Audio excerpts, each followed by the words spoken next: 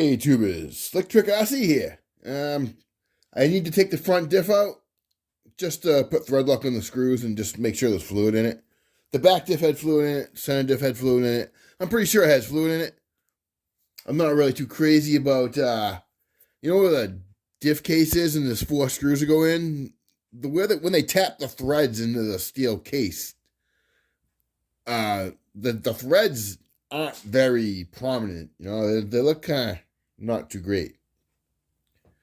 But it is what it is, right? So I'm going to take it apart. I'm just going to check the fluid and put thread lock on the screws and put it back together. That's all we're really doing because it's a pre-built RC. So we want to go through it, make sure everything's good to go, put thread lock on everything that needs thread lock. And since it's mostly plastic, the screws go into plastic. And that red thread lock's going to make those screws hard to get out of there. And I don't want that. So let's break into this thing. I take the body off. I'm going to probably take the front wheels off. And the front bumper has to come off. I got a leash. $1.25 at a dollar store. You know, online they want like $13 for stupid things, right? There's not many stores up where I live. So pretty much you want something, you go online. But at the dollar store, we have a dollar store in town. And for $1.25, you get a leash. And I can pull it around because you look at my hallway, and there's Oliver.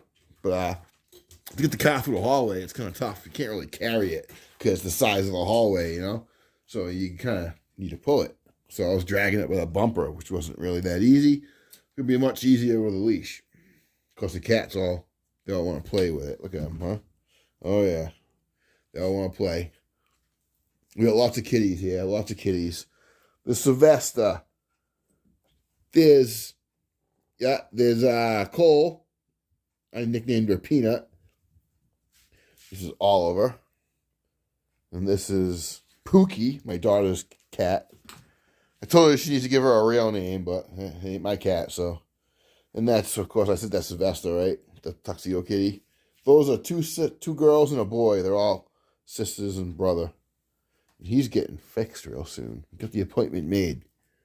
Because we don't want babies, right?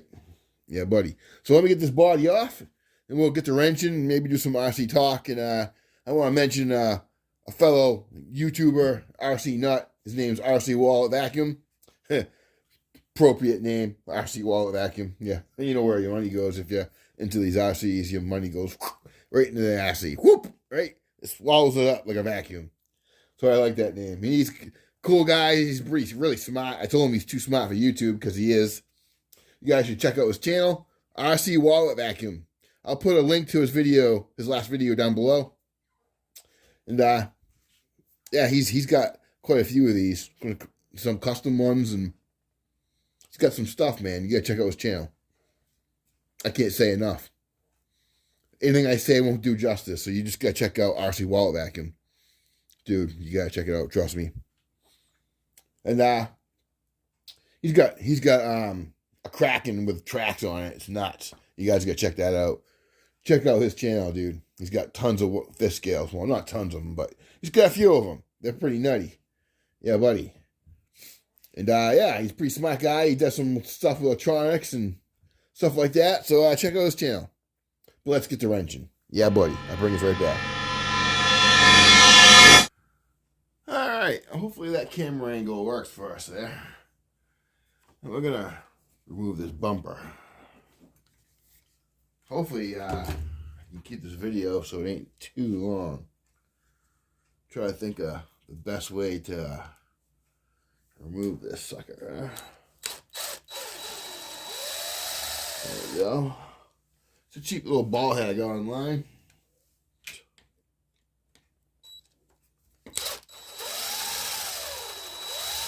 And this time I'm using my DeWalt little impact here.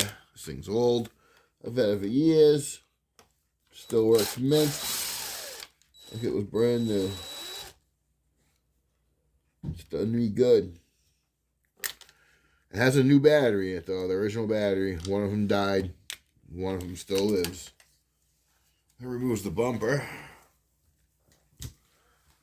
Oh, we got Kitty Cat investigating here. Are we doing good? Huh, Kitty? You approve? I don't know how much of this I'm going to be taking apart. I think I'm going to just try to sneak in at an angle with this one. That's not going to work. I'll try over here. There we go. We gotta get a wrench on the nut. We'll get it going. I'll show you guys the new tools I got. Nothing crazy, but if a man doesn't have a couple of MIP drivers like these, then you don't got nothing. These are ball heads, so we can get them at angles, right? That's a long screw. I should probably get this one to come all the way out as well. So these are just some, about $9 I got them online, these long ball drivers. Just to have some cheap ones for this type of stuff, right? But I get the MIP ones for the, if you really need a, if you get a tight screw, you really want a good wrench, you know, you want a good driver. All right, I'm gonna switch bit. I don't have it in our ball, so this will be fine. There we go. And the screws already go into plastic, so there we go.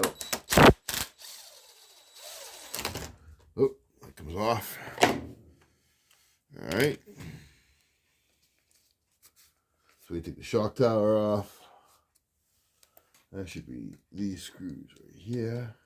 That's these MIP bits. You really gotta wiggle them in there. That's how good they fit. You want MIP. You want bits to fit that good. You gotta kind of wiggle them to get them in there. That's how you know you got quality. Yeah, buddy. Now we're ready to remove.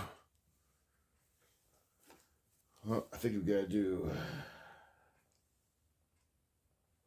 the tie rod ends. What size are those gonna be? I think it's the same. Yeah, same as what we got on here. There we go. Cool. Those screws there. Get that bit in there. See, these bits are tight. That's what you want. You want them to fit tight. There we go. So tie rods are off. This should just pop out of here now.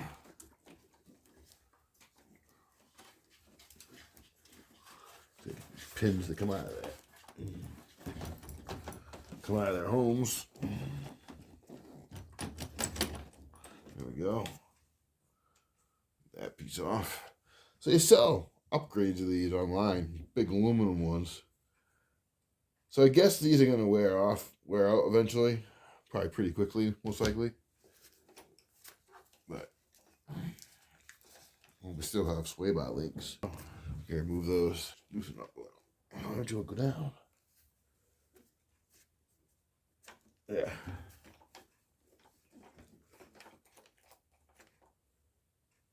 There we go. And the whole front end comes right off just like that. I like this guy. It's got some power.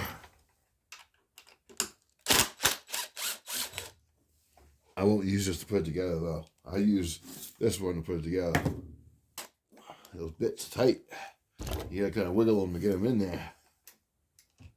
And just removing this little spacer. There's a little spacer under there. There we go. She's out. See that, boys and girls? Now we gotta pop the diff apart. I don't need glasses for seeing close up. But I am getting a little old. My vision isn't as good as it used to be. So now I'm starting to strain. Try that one. There we go.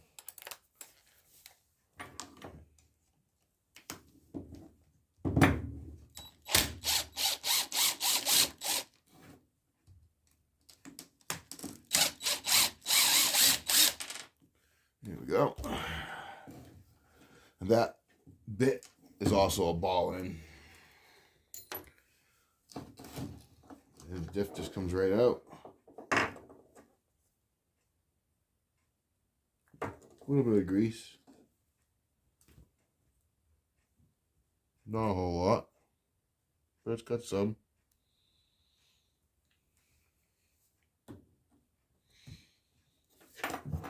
There's that one.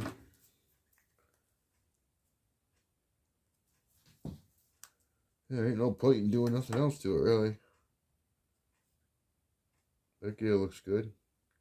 You see the grease just smudges out like immediately.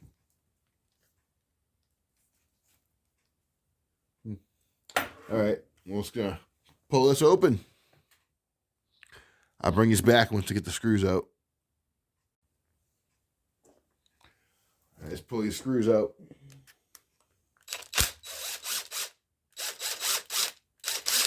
No thread lock whatsoever, just like the other ones.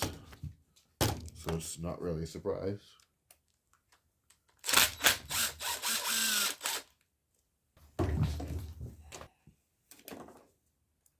Have you guys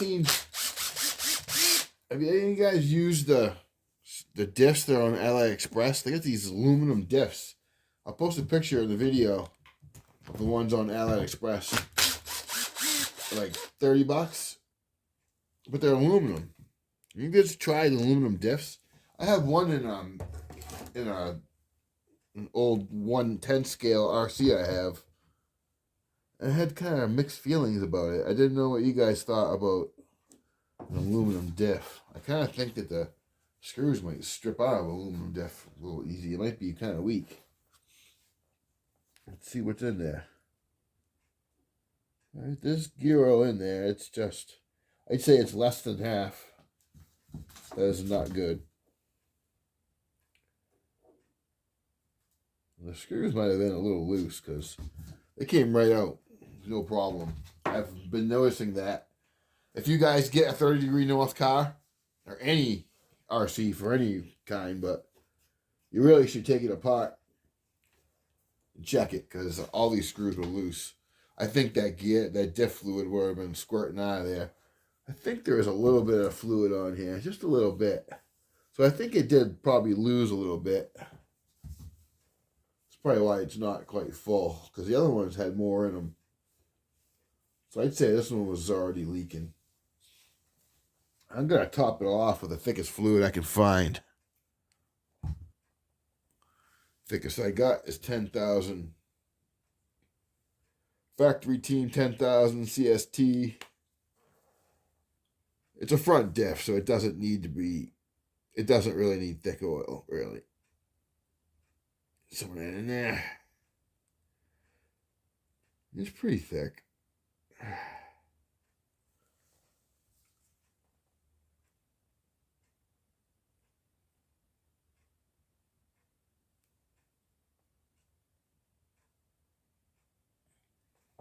There you go. I should have wore gloves. Wasn't thinking. I'll get those screws back in. Because like I said, we're going to use this one. And we're going to put thread lock. I don't think you guys want to watch me screw screws, so I'll be bring this back when I get some of this together. All right, guys, going right together, no problem.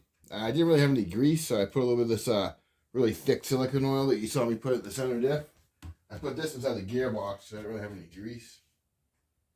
So it gives it, it's kind of like grease, you know, kind of. Very, very thick silicone. It'll work. So next we gotta put this back together. A little bit of blaster silicone. Spray a little bit on there. Yeah, I'm making a mess. I know.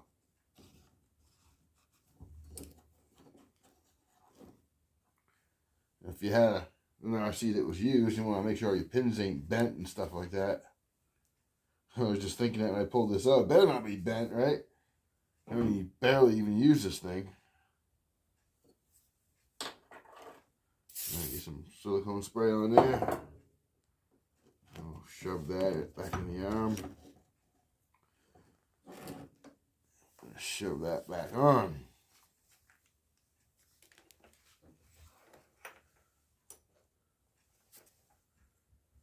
It's really not that hard.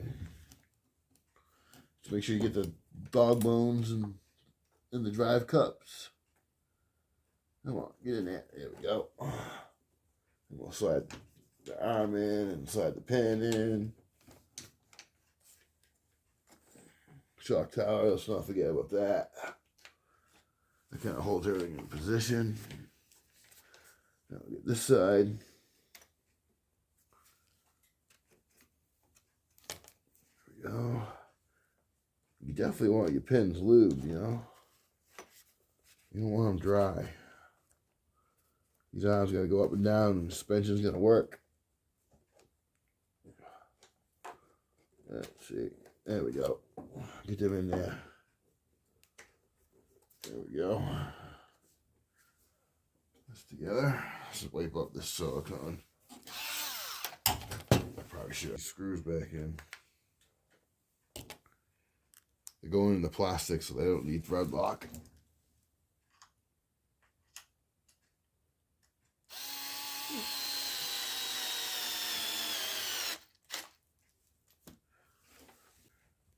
I need to get larger sizes of those bead bits. I'll have to start that by hand. There we go.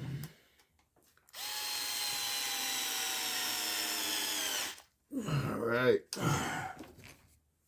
We're getting there, boys. We're getting there. Well, we could probably reconnect the sway bar linkage.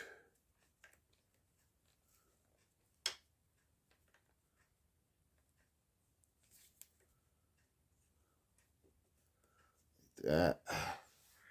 We got some little tiny screws. What did we do with them? There we go. Little tiny screws.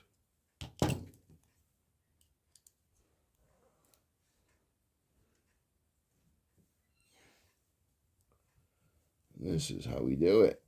I'll bring this back when I get it back together. How's that? All right, tubers, she's all together. Hopefully you guys enjoy that little video of rebuilding that diff. I should say inspecting the diff. Y'all comment, like, and subscribe. Let me know what you think about the video. Did you like wrenching with Wally? Or should I not film it no more, huh? You let me know.